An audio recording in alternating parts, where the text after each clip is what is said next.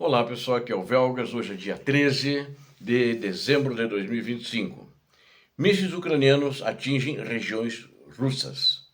Eu quero convidar a você que não é inscrito, inscreva-se no canal, aqui você vê a verdade.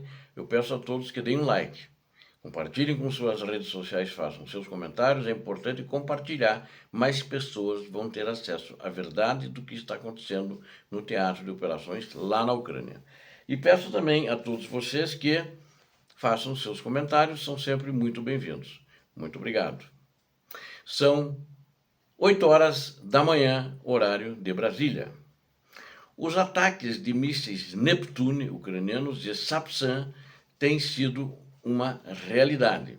E eles têm atacado regiões russas, e aqueles que gostam de estudar os resultados têm visto enormes crateras muito grandes, onde os mísseis atingiram no território russo.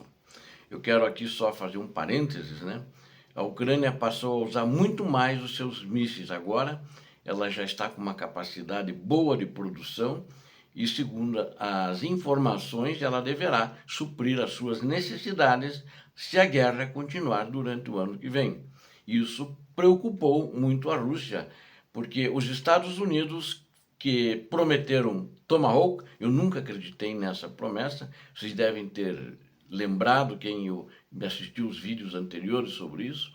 Na realidade, o Trump fingiu que ia mandar e não mandou. Os Atacams, que são mísseis bons e precisos, a gente quase não ouve falar deles. A Ucrânia ainda deve ter alguns poucos, né? E não estão vindo. Pode ser que venham numa compra aí, porque a Europa disse que ia comprar para mandar. Então pode ser que venha ainda para os Estados Unidos, que teria separar a Ucrânia dos Estados Unidos, comprados pela Europa, porque é muito importante para a Ucrânia esse tipo de míssil, né? Ele é muito preciso, né?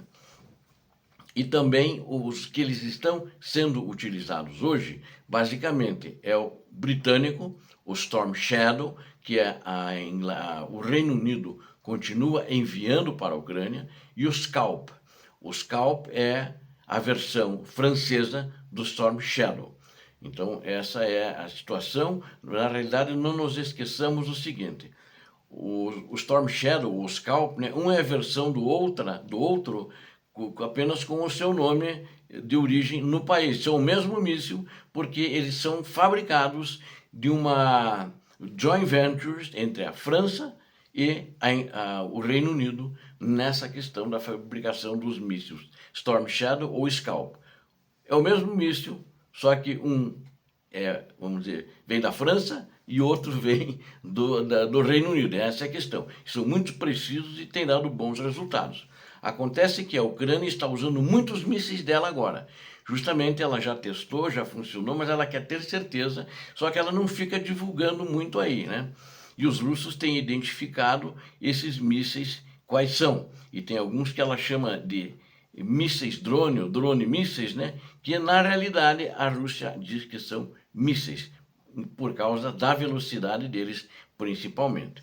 Então, eles atingiram esses mísseis ucranianos, a região russa de Kursk e a região russa de Voronezh.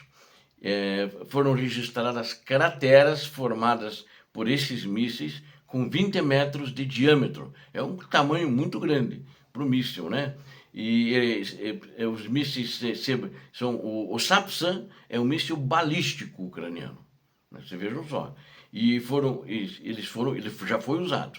Haverá um grande impacto, quer dizer, a mídia já divulgou, inclusive, né? Pois algo significativos que a Ucrânia usa contra ele, como grandes depósitos de munições, né? Etc. Ou seja, tem que ser algo muito importante para ela usar esse tipo de míssil, porque o míssil balístico, ele voa acima da estratosfera, né? Ele é um voo bem curvo, né? Então, ele já tem um alcance muito longo. A Ucrânia teve uma competência para fazer isso rapidamente. Ela fez o projeto, desenvolveu o míssil e pôs em fabricação, a partir acho que do final do ano passado, na metade do ano passado, e esse ano já está funcionando, né? Existem dados muito objetivos. Existem alguns pesquisadores internacionais esforçados do Ocidente que eles adoram analisar mapas, imagens de satélite atuais, e eles ficam identificando essas crateras com até 20 metros de diâmetro. Então eles ficam dizendo, aqui é o míssil X, aqui é o míssil Y, de acordo com a cratera, de acordo com o tipo. E onde é que estão essas crateras? Algumas delas estão em campos de aviação, em bases aéreas que foram atingidas pela Ucrânia, né? Mesmo em depósitos de munições, na região de Enrilsk. Rilsk é uma cidade russa na região de Kursk. E também em alvos que a Ucrânia atingiu na região de Voronezh. Essas duas regiões, na realidade, são muito próximas da Ucrânia, né? Isso sugere, com muita cautela, que a tecnologia de mísseis ucraniana que tem feito essa obra, né? Ou melhor, essa destruição, com muito sucesso. E os especialistas também têm observado, esses estudiosos, que os ucranianos não têm falado principalmente sobre o Sapsan, porque esses mísseis eles têm uma ogiva bastante poderosa e eles são usados para destruir algo grande, algo de muito impacto, tanto que devem ter usado, segundo eles, uma ou duas vezes. Mas os Netunos, né, os Long Netunos, estão voando. Isso é um fato. E todas as semanas os Netunos decolam e atingem o alvo. Além disso, existe um sistema desse tipo e ninguém ainda entende se é um drone jato ou míssil, né? É por isso que alguns chamam ele de Palianitya, ou o Peklo, né? Palianitya ou Peklo. Peklo é inferno, de drones a jato, enquanto os russos acham conveniente chamá-los de mísseis, né? Por causa da velocidade deles. E, aliás, os russos não têm tido sucesso em derrubar esses mísseis ucranianos. De acordo com a classificação ucraniana, esses mísseis que eu acabei de dizer para vocês, é um drone a jato. E os ucranianos acrescentaram que ainda não houve um ataque tão grande que se possa falar em mísseis. Eles estão atuando como drones, mas eles têm voado aí a 700 quilômetros da Ucrânia e têm atingido a Rússia em profundidade. E a vantagem deles justamente é a velocidade e eles têm sido furtivos. Eles não têm sido identificados pelos radares russos.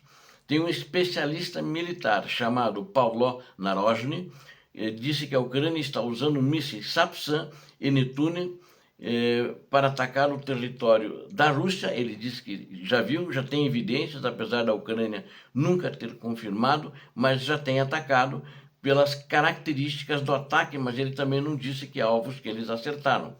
Então, às vezes, os próprios russos não conseguem determinar exatamente o que foi usado. Até o presidente Zelensky comentou isso numa de suas entrevistas. O míssil, ele na realidade confirmou nessa entrevista que estão usando mísseis, mas ele diz que os russos não estão conseguindo identificar qual o míssil que está, porque ainda não é muito conhecido, não existem destroços que eles possam pegar e analisar.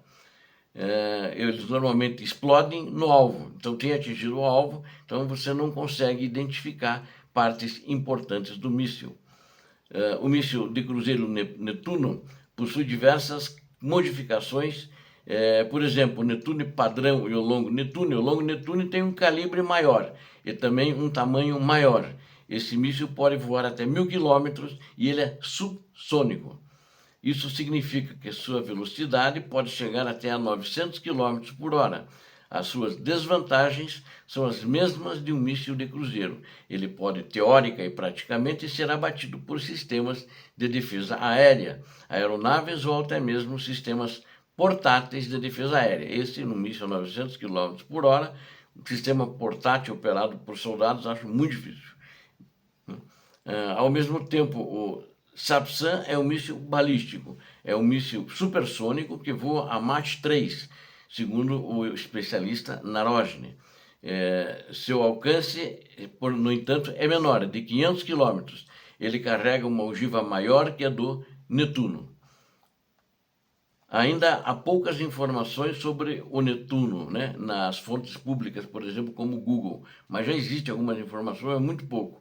Alguns dizem que ele pesa até 200 quilos, o Sapsan pode carregar uma ogiva até 500 quilos. Então, uma ogiva de 500 quilos faz um prejuízo, um estrago muito grande. A diferença fundamental entre esses sistemas é que o míssil Sapsan voa em uma trajetória balística e também é capaz de manobrar. A manobrabilidade dele é boa. Ou seja, a Ucrânia já entrou praticamente em condições de igualdade com a produção dos seus mísseis próprios nessa guerra com a Rússia, né? E ela consegue já em terra barrar as forças russas. Ela está contra-atacando recentemente em muitas regiões e está retomando o território. Ou seja, de uma maneira geral, o resultado da Ucrânia tem sido satisfatório. E agora, com o desenvolvimento dessa tecnologia, isso diria é mais satisfatório ainda, e a Ucrânia se posiciona assim como no estado da arte de fabricação de mísseis para essa guerra e eventualmente para outras guerras. Obrigado vocês que assistiram a esse vídeo, conto com você, inscreva-se no canal, aqui você verá a verdade e compartilhe com suas redes sociais para mais gente assistir a verdade. Deus abençoe a todos vocês, Deus abençoe a Ucrânia, Deus abençoe o Brasil. Paz e bem, paz para toda a humanidade.